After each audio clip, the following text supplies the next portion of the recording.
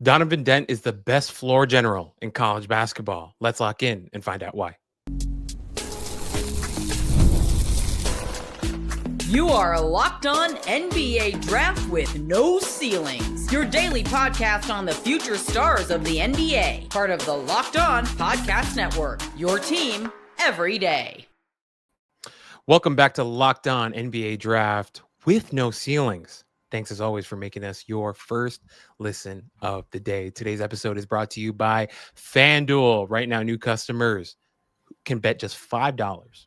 And if that bet wins, you're going to get $300 in bonus bets to use all across the app. If you're interested, head to FanDuel.com to get started today. As always, my name is Albert Ghim, joined with my co-host, Corey Tulaba, PhD in the pick and roll and pepperoni pizza. We're back and we're talking about a very exciting player today. But before we do that, Corey, it's the end of the week. We've got college basketball back. The sun is just avoiding us now, and that can be a little depressing, but we've got basketball. But overall, Corey, how are you balancing things? How are you doing? How's life, brother? I'm doing great. Weekend, tomorrow at noon, I will be live at the world's most famous arena to see St. John's take on Alabama. The Johnnies came out hot, won by about 1 million points in their opener. Alabama as well. So I'm just super stoked that I am going to be back in the house. College basketball at the Garden. It's going to be electric. It's going to be electric. I'm going to get a French dip. It's going to be great. Nice. I mean, I'm so jealous you get to go to the world's most famous arena. I miss it.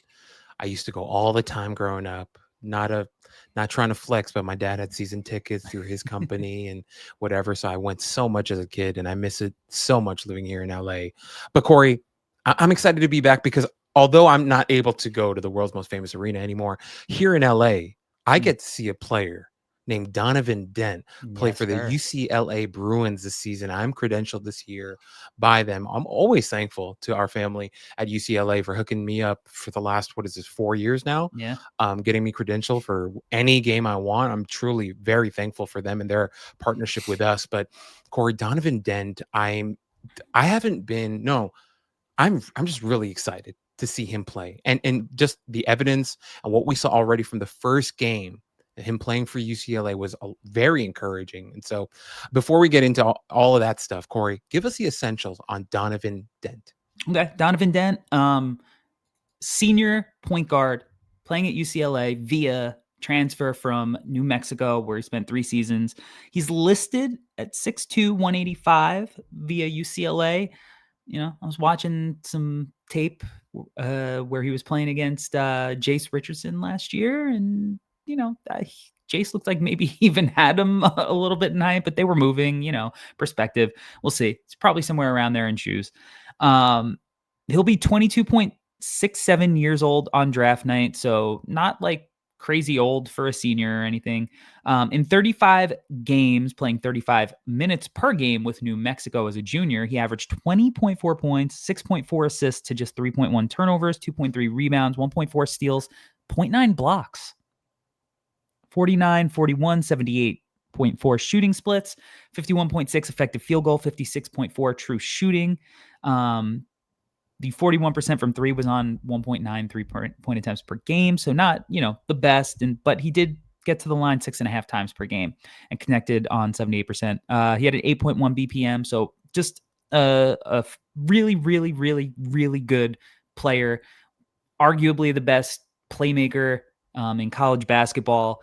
And he's a kid who popped up on my radar during his sophomore year. Every once in a while, I'll wake up to a text from somebody in the league, and it'll just be Donovan Dent, capital, all caps, or some other player. And, in watching his game, I'm like, oh, wow, this kid can really go. And he's just gotten better year after year. So he's small, but he's tough, like electric. Great first step. I mean, I love his pace. I love his start-stop. I love watching the kid play. So, Corey, we're about to get into his offense, right? Yeah. And I have I have so many notes on his offense, and I want to kind of go through it slowly to make sure that we really cover everything with him because he is a really offense heavy player. But before I throw it over to you to get your kind of deep dive on his offense, I just wanted to hit on a couple of things. I think he is number one, a ferocious leader Mm, and like a quintessential floor general. When you watch the film and you see his presence, the leadership, the communication that he has, he truly embodies what people talk about when they talk about floor generals. And that's why our cold open today, I said Donovan Dent is the best floor general in college. There are a lot of great point guards, but in terms of being a floor general, being a vocal leader, being able to orchestrate an offense, right? Showing leadership, right? Standing up for your team in big moments. I feel like Dent really embodies that. And that really stuck out to me from watching his tape. And once we get into the nitty gritty of his offense, there's a lot to talk about as well. But the one other point that I wanted to throw in here before I toss it over to you, Corey, is like the headline is that he's a really good passer, but I mhm. also think that he gets funky with his passing. And what I mean by that is like, I when I was watching his film, I was thinking of like Ron Burgundy playing jazz flute. Um, like there's this like wildness and unpredictability to how he passes because like when we talk about like high-end passes core, we talk about guys who manipulate pick and roll, they're reading the backside, they're spraying passes all over the place, good anticipation. The thing that I liked about Donovan Dent is that he's not only a good passer, but like he mixes up tempos and like a jazz flute player can make things funky where he'll throw balls when you're not expecting it, but then also like where he gets in trouble sometimes is like he'll like really try to force balls into tight windows or like closed Mm, windows even at times. But the thing, like he's so funky as a passer that it like he really keeps defenses on their toes. And like he's not just like he's not running a pick and roll the same time every single way. He's not throwing a pocket pass the same time every single way. There's this really advanced creativity to his passing ability that I thought was really interesting and distinct to him. And so I just wanted to throw that in there because that really stuck out to me on his film. And so I'll throw it over to you, Corey. If you can give us some of your kind of deep dive thoughts on his offense. no, I think that's a good point. And he almost it's like a dual threat quarterback, in a lot of ways, because like he's so good at creating paint touches Yeah. that like, and he's got a super quick first step, but he also plays at such a controlled pace. It's not frenetic and out of control. He's totally in command all the time that he can sling the ball from different spots, getting deep into the paint and hitting the corner, getting only a couple of steps from the 3-point line and spraying it to the same spot. It is all contingent on the way he's reading that help. And then like, if it's his time, he'll just go attack the rack and get into the paint himself.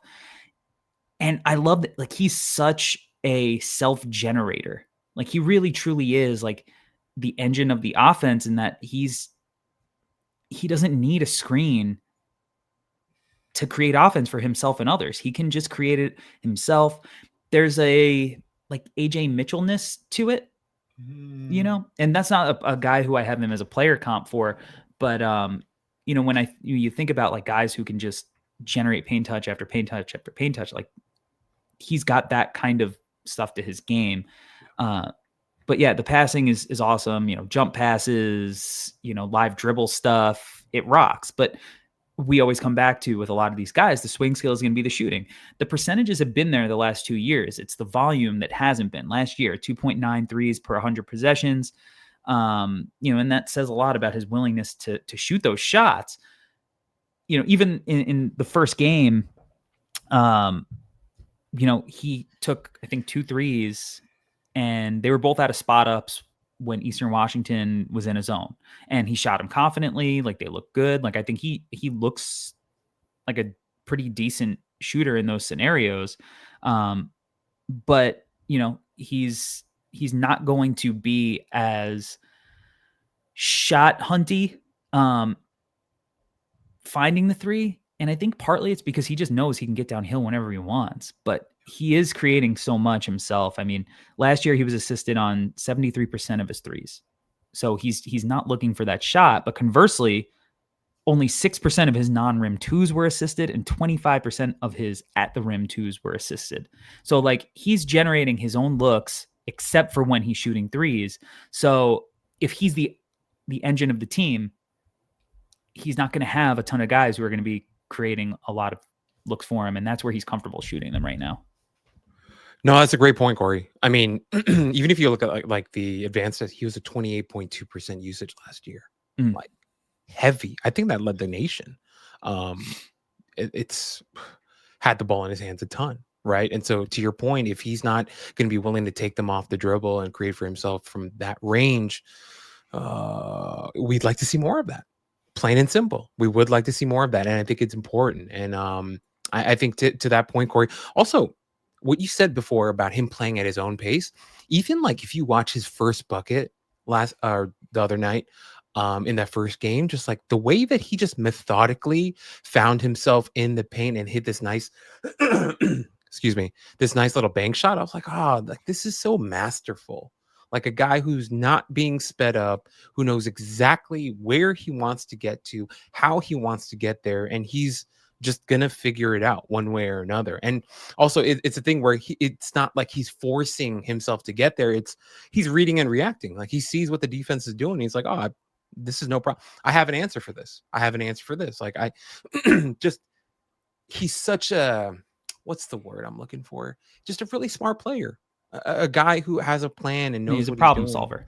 He's a problem solver. Absolutely, Corey. And I think with him, like it's going to be so interesting to see him this season for this UCLA squad, because I think he's coming into a situation where there are some good offensive players to play with him, to play off of. Bilodeau, a guy who played well for them last year. I like him. Dixon.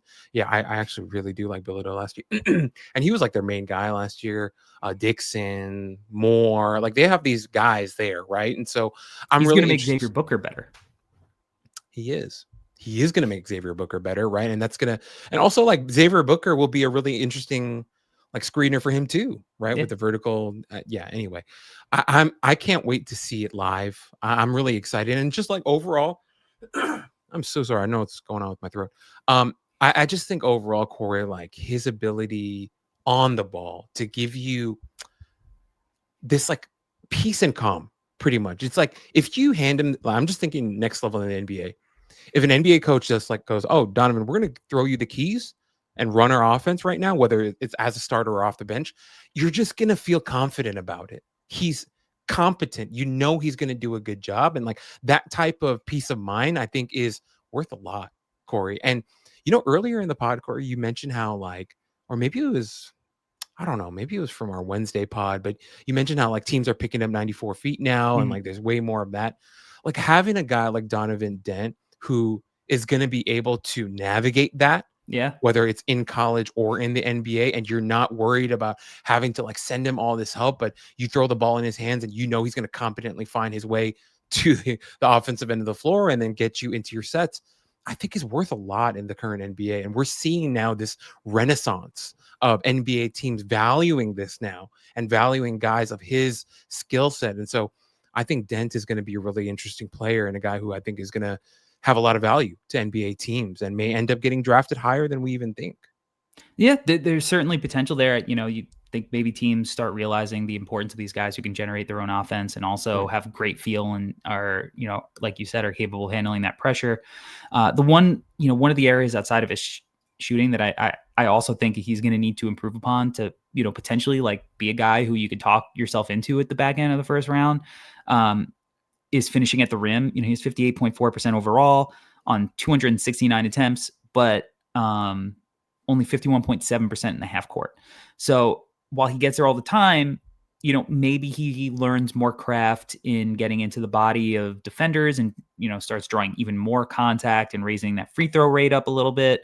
And then just maybe learns how to, I guess, some more touch stuff where he can finish at different angles, but the shooting, the finishing, because all the other ancillary stuff, which is not so ancillary, it's big, real deal stuff, that those are going to be two areas in which if he improves there, we're going to be looking at, somebody who is one of the best players in the nation. And, I think the college basketball folks, I think, are giving him that respect because UCLA came in at number 12, in their ranking, I believe it was. So he's certainly capable of doing those things and really shining more light on this UCLA program, who's had a couple of years since the Jalen Clark, squad, Jaime Jaquez, right? Like it's been a couple of years since UCLA has kind of been in that conversation.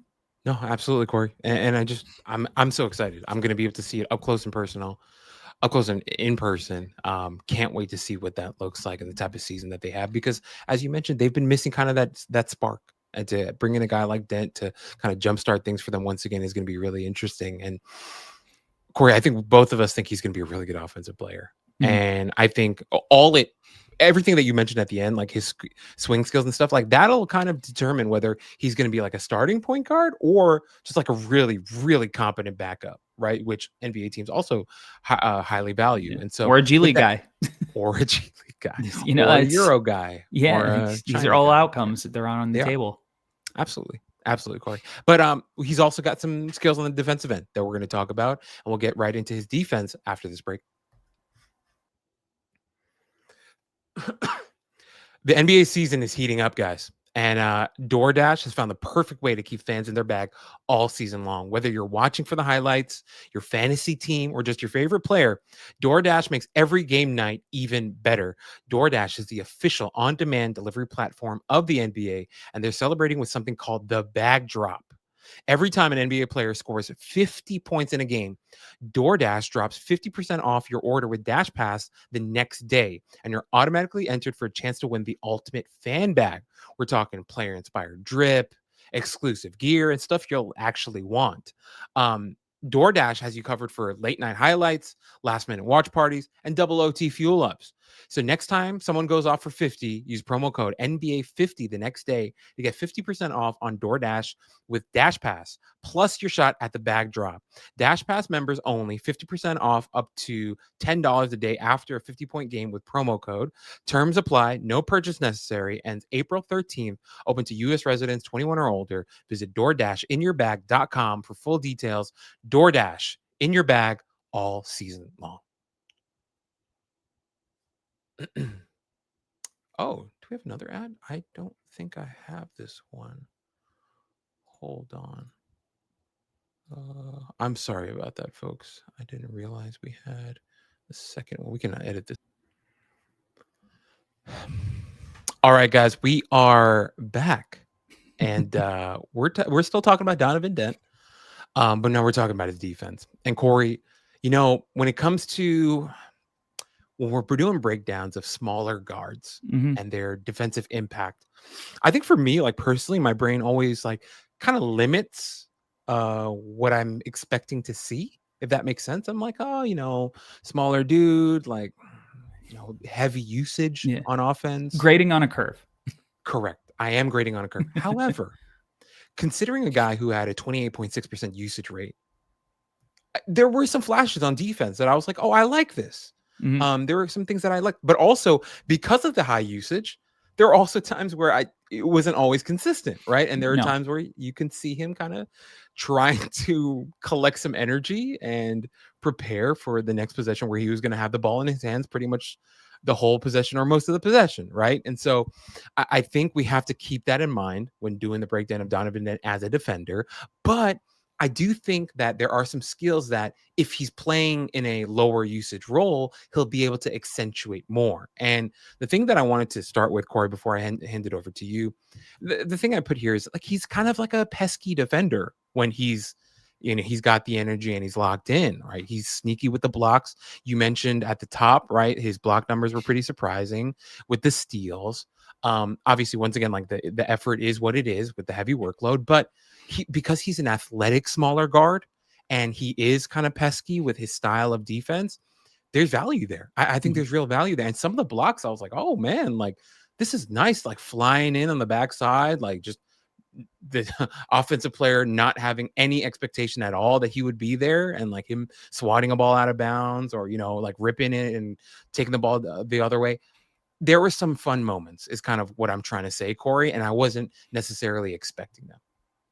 No, I mean, for sure, you look at him and you don't expect it. Like, he's very disruptive. Like, his steal and block percentage numbers are what you would want to see from a wing. Like 2.4 steal percentage, 2.9 block percentage. Those are career. Like, he's had years like in the fours, as far as like block percentage. Like, it's pretty special stuff. Like, almost like Craig Porter Jr.-y, maybe not as adept as a shot blocker and maybe a little smaller, but just as like another guy who, had played at a smaller school and was like showing some really good block numbers. And in a lot of ways that has translated to the NBA. So, looking at the stats there, there's something to work with. You opened up with like smaller guards, NBA, questions about switchability. You saw it last night. Like, Eastern Washington had one of their forwards, kind of get him on the block, and there was not much he could do to kind of like push him off a spot. And to be completely honest, like you said, as far as the effort went, he also didn't necessarily make like a crazy effort to stop it. Now, maybe in a higher leverage game where the team's not in control, he, gives a little more effort in that scenario, but it does bring the question, like, all right, he's going to be able to be mismatched in a lot of ways. And it won't just manifest in post ups. It'll, guys can just kind of shoot over the top, you get Kawhi Leonard on him or whatever. Like, Donovan Dent's not doing anything against that post fadeaway, the mid post fader. So there's that to worry about. He also kind of played like a free safety almost, like, he was just like all over the place. Like, it was like a game of Pong. A lot of times it felt like his positioning, he was just like going all over, and then he'd be able to close out, and then the ball would swing and he'd end up in another spot, and then he's flying back, and it always felt like he's scrambling, but it was controlled enough. Yeah. So I don't think he's going to be able to get away with that with Mick Cronin. Right. He will not. But at the same time, I think he can get into guys, and I think he can move. And, Mick Cronin likes to apply pressure and trust his guys to defend from behind. And, we've talked about it now, a couple of times this week. NBA teams have been, playing 94 feet more often this year, than they have in a really, really, really long time. So, again, like it almost, I think that aspect, if that's a trend that continues, like we saw it kind of manifest in the playoffs last year and really accentuate this year in a copycat league, it does bring more value, I think, to these smaller guards. Yeah. Because, jumbo creators are good until they're getting guarded 94 feet, and their handle is good for a jumbo creator, but not good enough. And so I think Dent might provide value on both sides of the ball in those kind of scenarios. So there's stuff to work with. He's got really good defensive indicators, but he also has some real shortcomings on that end. Yeah. You mentioned the chaos. He's playing jazz flute on this end too.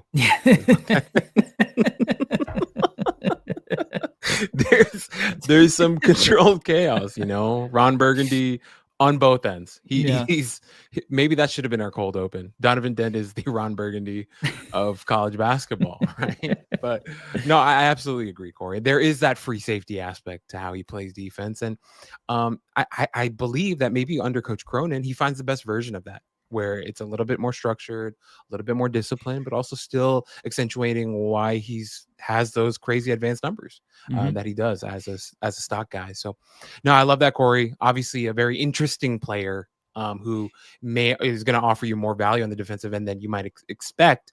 But overall, the offense plus defense leads us to think of some really interesting NBA guys, and we'll get into those comps right after the break. The NBA is back, and there's no better place to get in on the action than FanDuel, the official sports betting partner of the NBA. Even if you miss the start of the game or want to ride the hot hand, FanDuel has live bets on everything from who will score next to fourth quarter comebacks. Plus, you can even combine your live bets into a same game parlay for a shot at a bigger payout. It keeps every game exciting, right? Especially when your team's making that late push. Right now, FanDuel is giving new customers $300 in bonus bets to use across the app if your first $5 bet wins. So head to FanDuel.com to sign up and play your game with FanDuel, the official sports betting partner of the NBA. This episode is also brought to you by Prize Picks. You and I make decisions every day, but on Prize Picks, being right can get you paid. Don't miss out on any of the excitement of the sports season. Whether you're following the NFL, NBA, or both, there's no better time to jump in on the action. If you haven't tried it yet, Prize Picks is the simplest way to pay. Just pick more or less on at least 2 player stats, and if you get them right, you win. It takes less than 60 seconds to make your lineup, and you can play anywhere Prize Picks operates, including California, Texas, and Georgia. I've been using Prize Picks for a long time now. I'm terrible at it, so don't take my advice in terms of what to bet on, but Prize Picks is a great app and platform for you to use, and it makes the viewing experience that much more exciting.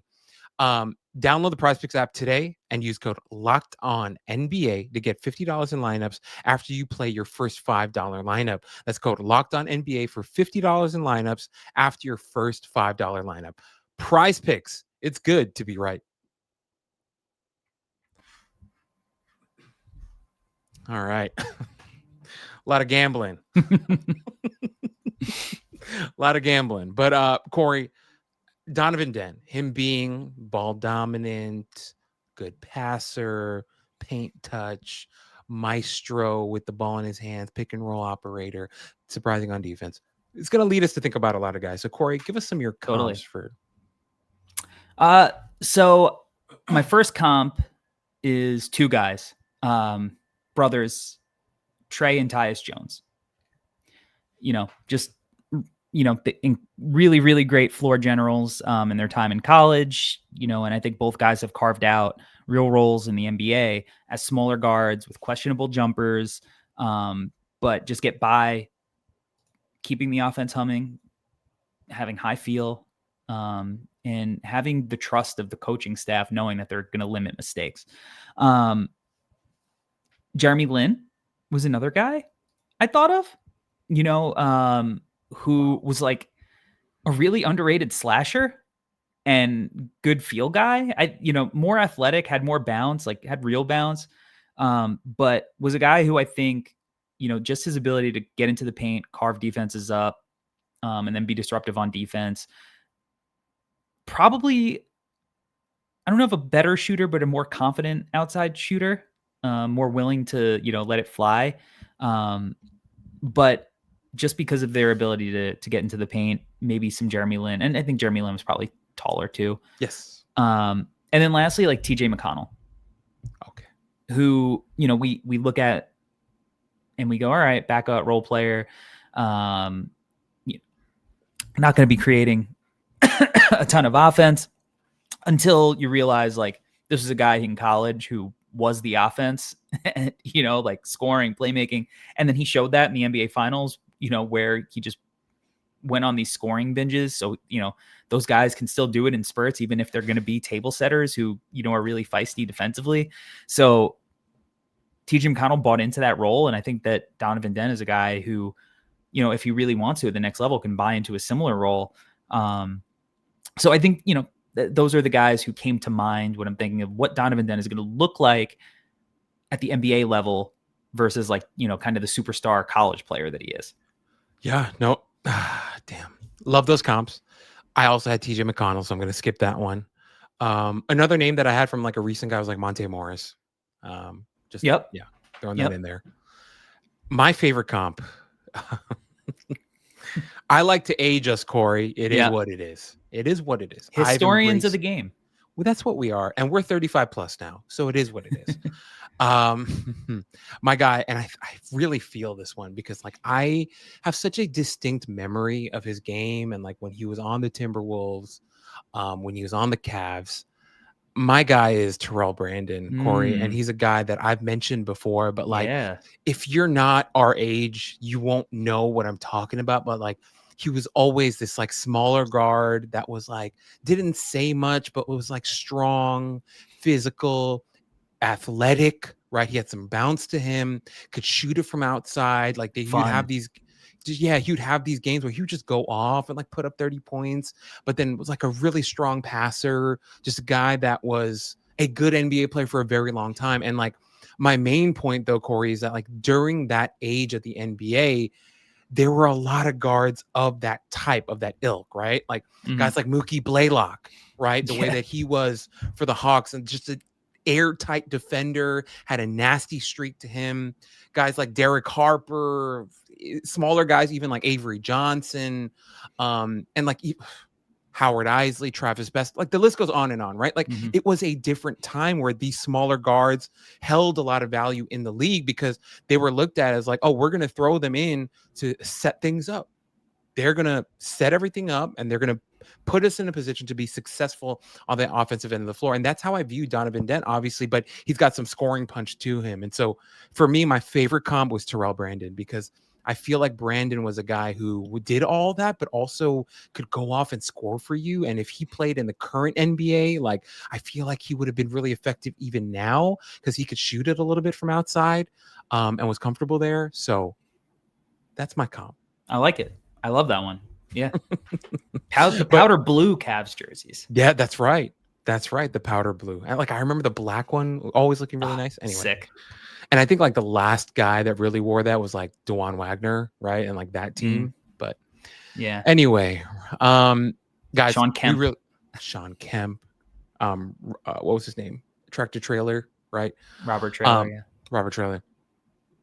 I think the point we're trying to make to our listeners today is that we think Donovan Dent's going to be really good this season for UCLA, and then he's going to be able to leverage that into potentially, we don't know, but potentially a very long career, either playing in the NBA or the G League or abroad. Like he's got such a strong skill set that is valuable to pro basketball teams. Yeah. And so we just want to thank you guys, as always, for joining us, for making us your first listen of the day. We really hope you guys enjoyed the content this week. We're doing these player breakdowns, and we're going to have more content for you guys next week. My name's Albert. He's Corey. Thanks for rocking with us.